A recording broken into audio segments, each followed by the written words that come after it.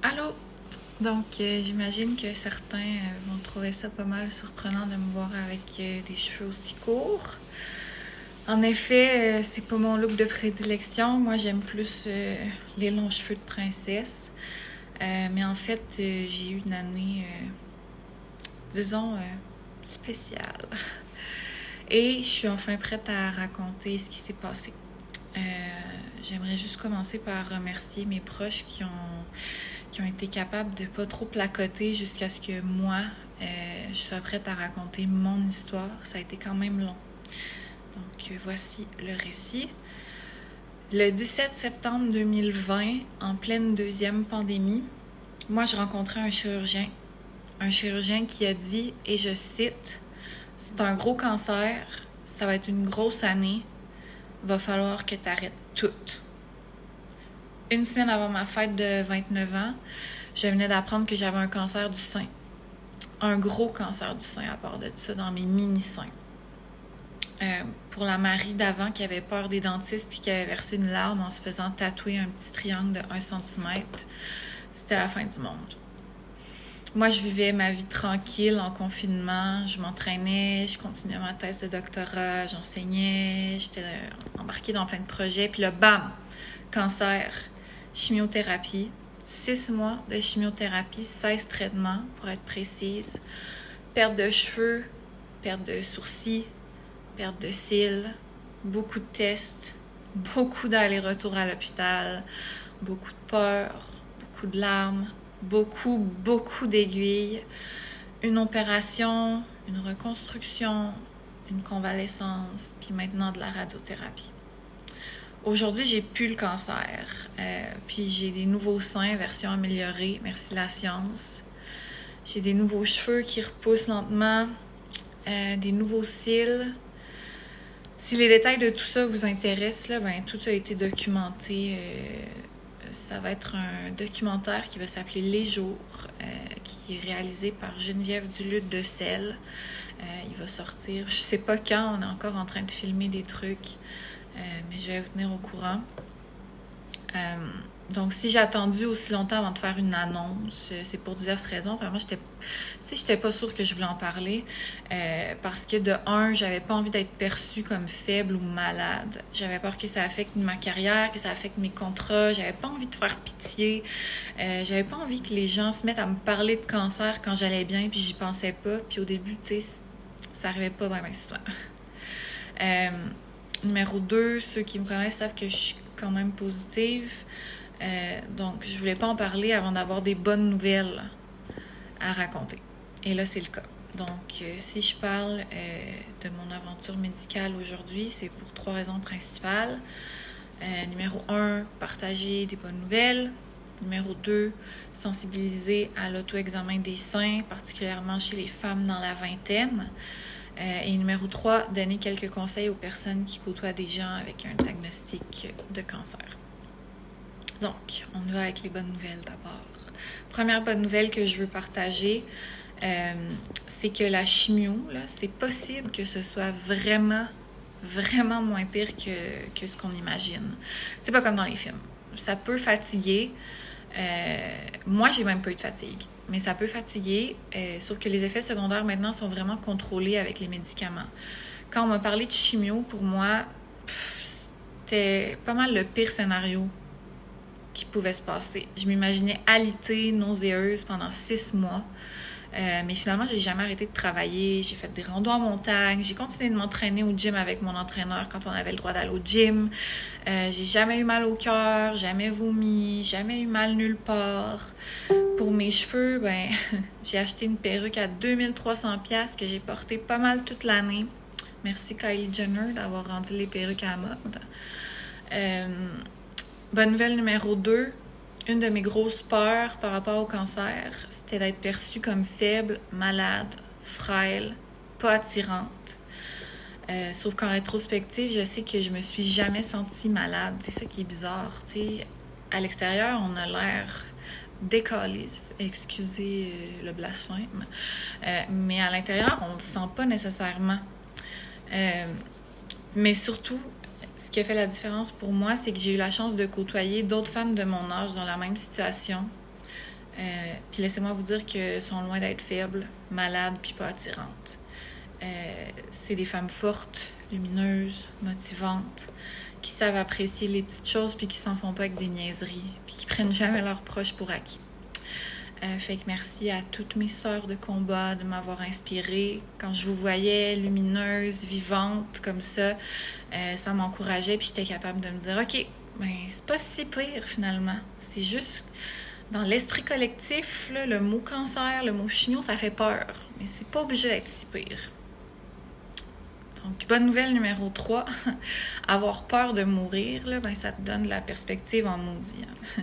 Ça te permet de voir qui est vraiment là pour toi, quel genre de personne tu veux dans ta vie, s'il y a des bonnes personnes de qui tu n'aurais pas dû t'éloigner, mais aussi s'il y en a des toxiques que tu as tolérés trop longtemps et que tu veux plus.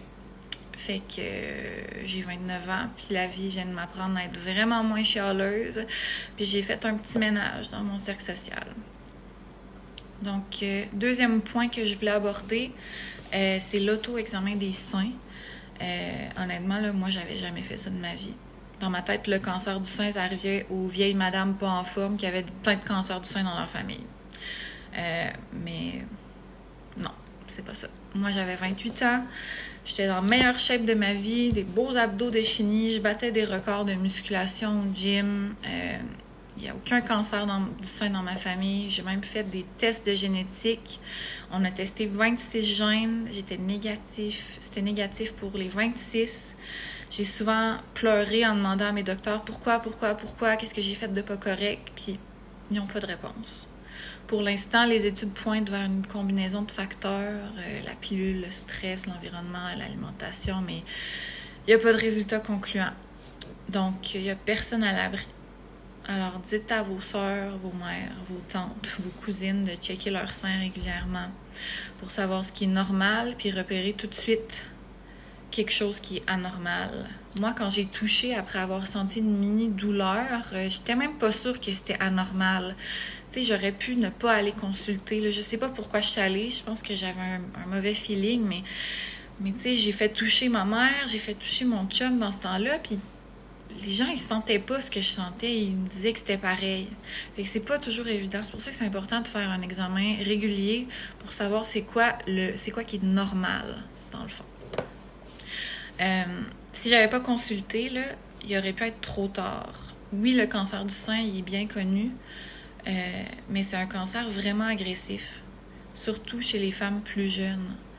Donc, s'il y a une femme qui va commencer à se checker les seins régulièrement en voyant cette vidéo, ben moi, je vais être contente.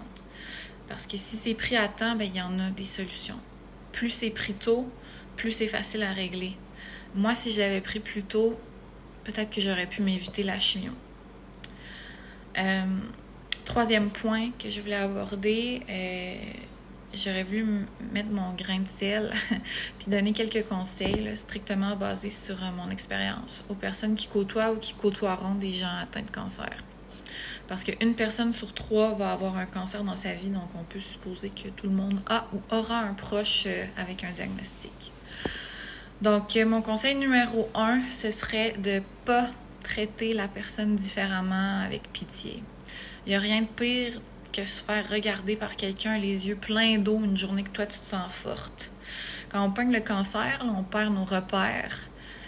Donc, c'est important de ne pas perdre notre monde puis de sentir qu'on a encore nous puis que les gens qu'on aime agissent normalement avec nous. Conseil numéro 2, parlez pas du cancer comme un potin. C'est pas un potin. Ça fait chier. Ça fait tellement chier quand tu passes une belle journée, tu y penses pas trop. Puis là, soudainement, tu vois une connaissance lointaine au dépanneur, t'es contente, tu lui dis « Hey, comment ça va? » Puis la personne te répond les yeux dans l'eau. « Oh mon Dieu! Mais c'est moi qui devrais te demander comment ça va! » Ça fait vraiment chier quand ton ex de v'là 10 ans envoie pratiquement un message de condoléances à ton frère parce qu'il a entendu dire que sa sœur avait pogné le cancer. Ça fait vraiment chier de savoir que les gens potinent sur ta situation quand toi, tu as encore de la misère à accepter que ça t'arrive puis tu en as parlé à presque personne.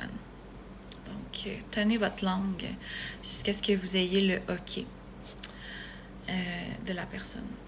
Donc, conseil numéro 3, de grâce, ne dites pas « c'est juste des cheveux, ça repousse ». si vous n'êtes pas game de les raser vous-même. D'ailleurs, mention spéciale à ma sœur, qui a probablement fait le geste le plus significatif pour moi dans toute cette aventure-là. Elle a rasé ses cheveux de princesse pour m'accompagner dans la chauveté et la coupe garçonne. Si vous voulez faire quelque chose de significatif pour un proche en chimio, là, ben ça, c'est significatif en maudit.